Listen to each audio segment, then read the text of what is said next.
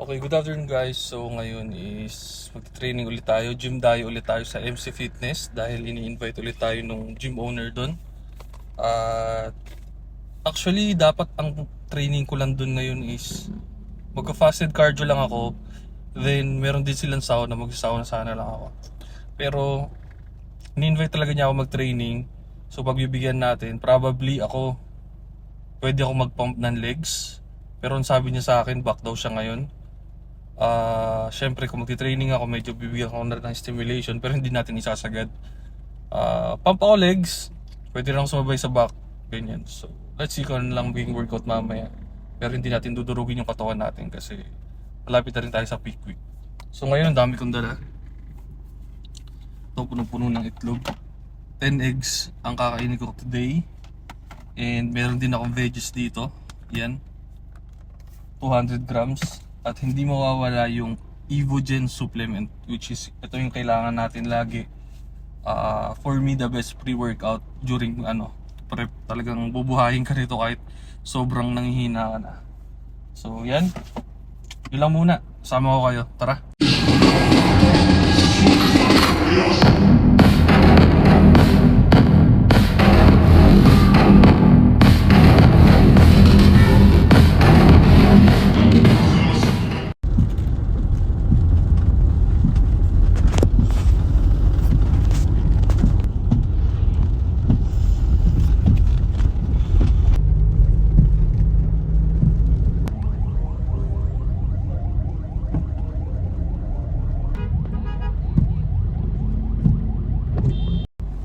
Kaya naman pala hindi ako makausad sa traffic.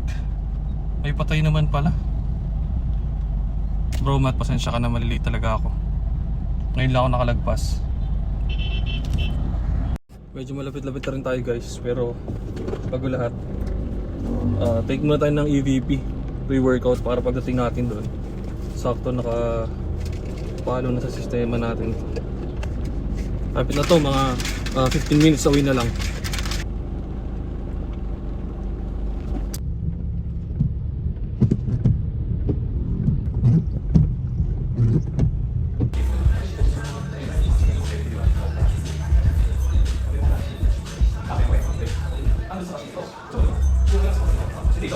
Nandito ulit tayo sa MC Fit. Sobrang solid talaga ng vibe dito. Kita niyo eh. Aesthetic. Tapos yung equipment sobrang feel eh. Best siya for bodybuilding. Ito yung isa sa mga paborito ko sa backmatting. Yan. Yung napupull mo ng pailalim for lower lats. And isa pa yun. Lower lats din. Yan. Basic na na equipment pero sobrang importante. Madalas kayo sa mga gym, wala silang ganyan. Madalas lat pull down, ganyan. Ito bibihira ako makakita ng itong machine. So ngayon is wala talagang workout, alam niyo naman yun. Pero papapa ko ng legs and sasabay din ako sa back niya. So siya yung mag-lead, sabay lang tayo. Game? Kami mag-start. So tingin ko doon muna itong MC Fit na shirt and cap. Bagay ba guys? Ayos, andun pa ako sa may TV nila, tinan niyo. Stig! Wala. Tingnan niyo yung vibe dito guys, oh. Sobrang solid. Wala akong sabi dito guys, sobrang linis. Sobrang aesthetic. Ang sarap matulog, yun yung sabi ko. Diba hindi? So, isang big factor yan pag mamimili ako ng gym. Ito, nandito talaga, quality. Game. Fresh na yan si Jazz. Si Fitness. Mag-fresh na yan sarili niya nga na. Pag nagkapera tayo, magpapatayo rin tayo ng gym. Tulungan na kanya. Yes. Game? Okay, game. Sunod lang tayo sa kanya. Workout niya. Bali, tatlo pa lang ngayon mag-training bro. Si Bro Vincent yan. Kung ano mag-training. Bilang na, bilang. Paano mong bilang? Mestizo eh. Tama siya lang. Ikaw muna, nasa ka pa muna.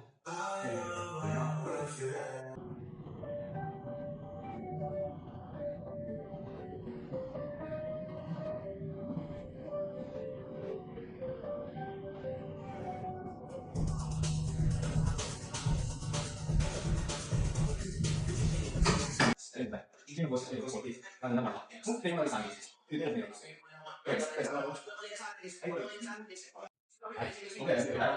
3 sets of overload. Yun, sige. So may isa pang aakyat. Meron pa. Ayun. Kita ba? Ayun. Oy. Meron silang aerosol yan. Kakabot na kami.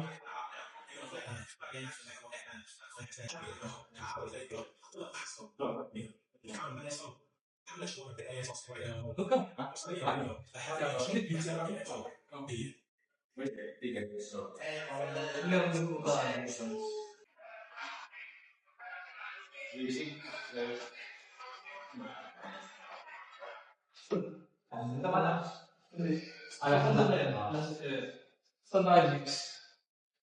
Hero. Ipunta tayo Hero.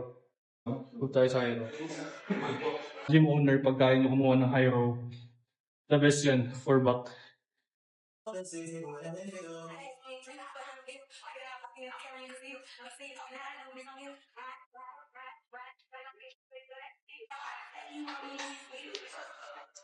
Kailangan kayo.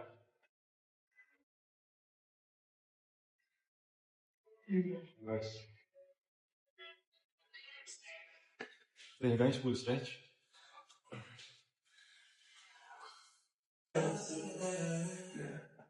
Easy ka.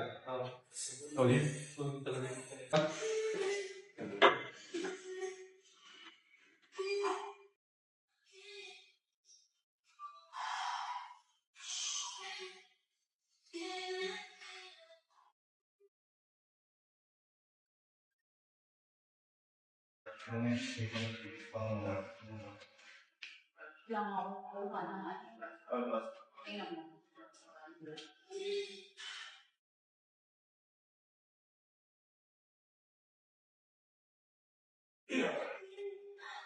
Bilising.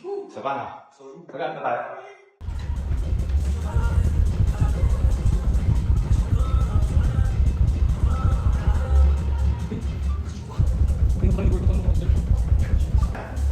Sige lang. Kanina pa kami nag-workout guys. Tapos nakalimutan ko i-start yung watch ko.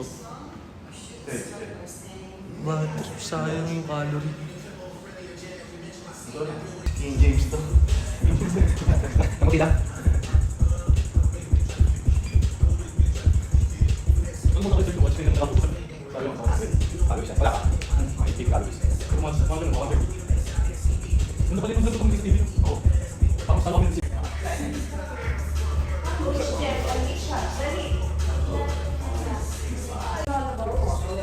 sakto ano, magdi-legs din pala to si Bro Vincent. Kaya legs daw talaga siya ngayon. Tapos si Bossing, pipilitan lang natin ito mag-legs. Pop lang, pop lang. Ano next? Pull over. Pull over daw tayo.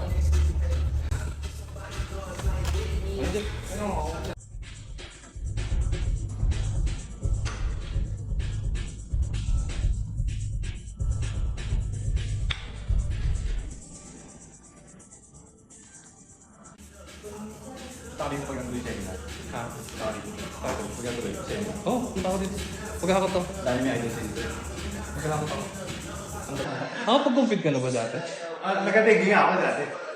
Paano na ako? Pa-compete na ako. Ah, welcome to the club. Bakit?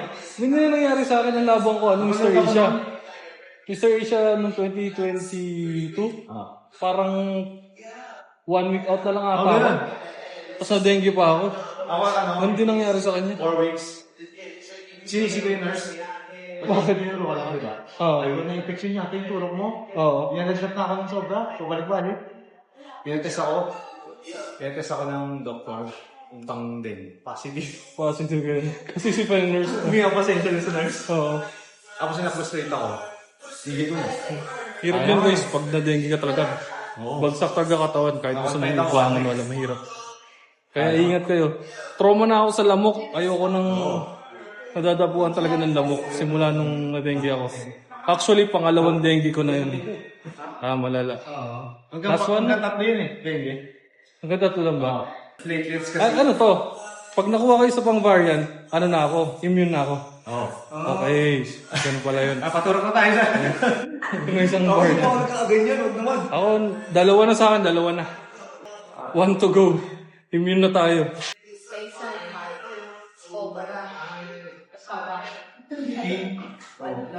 King Cobra. Tayo. Ayun, King ko. May next pa tayo, okay na. Go, isa pa. Last Last set or last program? program. Rowing. Pro rowing pa. Dito na lang. Sige, pwede. Last one. Tapos mag-legs na kami.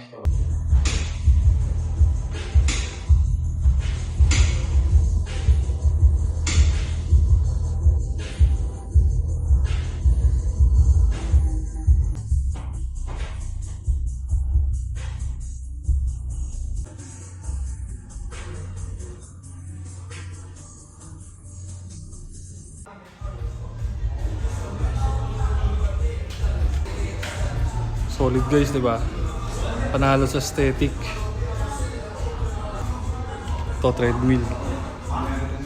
Tapos meron din dito ang Stairmaster.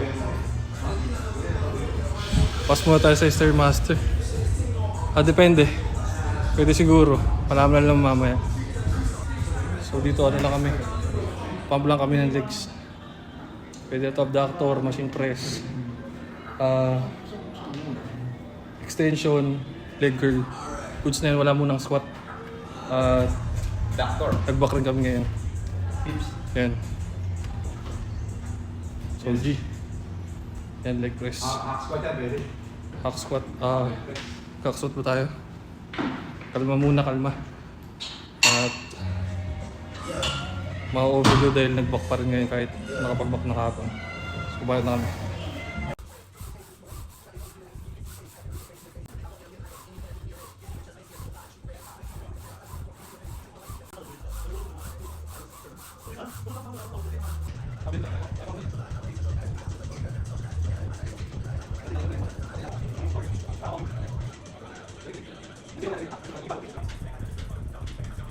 Yun, bali last set na lang din kami sa leg curl.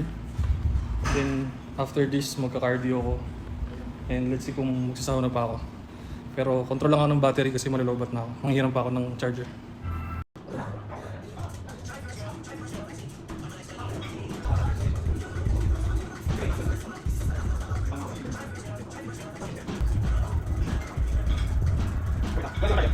Tapos na tayo sa training na legs and back. Ngayon is ka-cardio na muna tayo for 1 hour. And let's see kung makapagsahod na pa. Pusin ko lang to.